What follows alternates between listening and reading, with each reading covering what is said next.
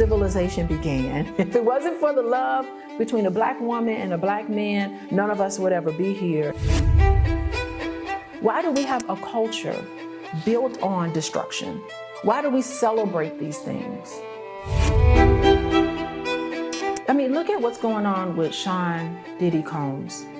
Love is not enough to get married.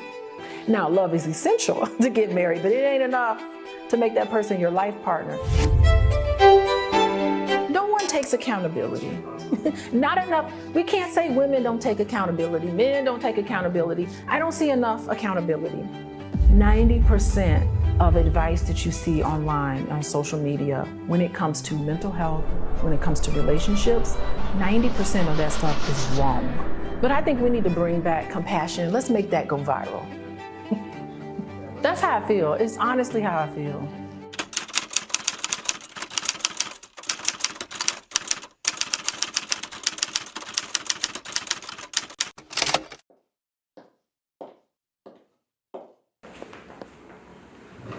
My name is Dr. Alicia Watkins, and I was born at John Andrews Hospital in Tuskegee, Alabama. That's ground zero of the Tuskegee syphilis experiment. And at the time, it was so important for my dad that I was born in this hospital because it was the very first hospital in the South that took Black people as patients. My parents at the time lived in Auburn, Alabama, and my mom was in labor, and he just drove all the way from Auburn to Tuskegee because he wanted that to be part of my birth story. And what's interesting is that my dad is also a social worker. I am a social worker, and he taught at Tuskegee University. I go to visit him, and he's like, come to my office. So I come to his office, and he's giving me a tour of the social work department, and he looks, there's this big computer lab. This exists right now, this big computer lab. And he said, this building was the hospital that you were born in. They converted the building into the bioscience building. And he said, you see that computer lab right there? I said, yeah. He said, you were born in that room. You don't realize the influences on your life that makes you make the decisions that you are making, but it's there. And so I guess unconsciously, maybe that was what was, instilled in me. And it's funny because my childhood, I went from the blackest city in the nation, which is Gary, Indiana. That's where I was raised. And every summer I would spend 3 months in the blackest city in the nation. So I grew up around Blackness. And I'm not saying that I'm only a therapist for the Black community, because I have people in my office from all backgrounds. As a second generation healer, because my parents are therapists. My parents were trained in child development and social issues, and their whole career is dedicated to really helping Black people. That's what I grew up in. And I mean, really growing up in Gary, Indiana in the 80s during the crack epidemic, I saw around me the effects that had on tearing families apart. When you have perpetrators of abuse historically, how could they not be affected by what's happened to them?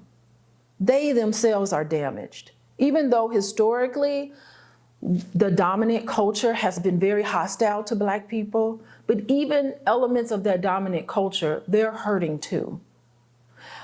Perpetrators are hurt individuals. And that's why I don't turn anybody away. It's not, I'm a Black therapist with my Black perspective and my upbringing. But in terms of clientele, I can serve everybody. I do not like demonizing individuals just because they attack other people.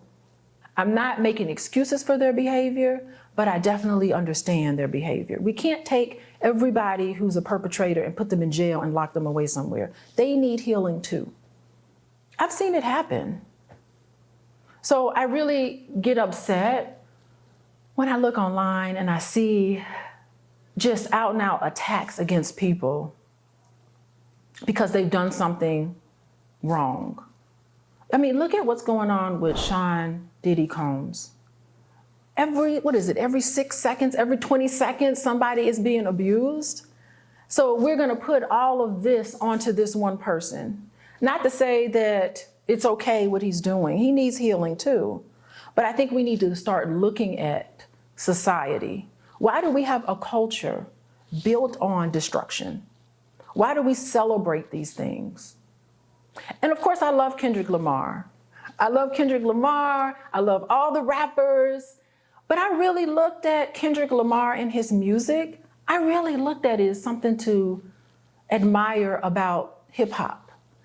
And I didn't like the attacks. I gotta be honest with you, because it was mean to say something like that about someone else. Suppose what he said about Drake and others, suppose what he said was actually accurate.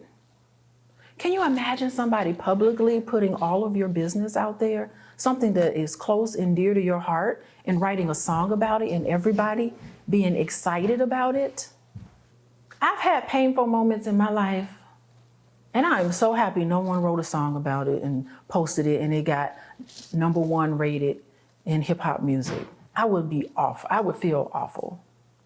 It's that sort of compassion that I would like to see more embedded in our culture. And yeah, sensational things get the attention, it gets the views, it gets the downloads.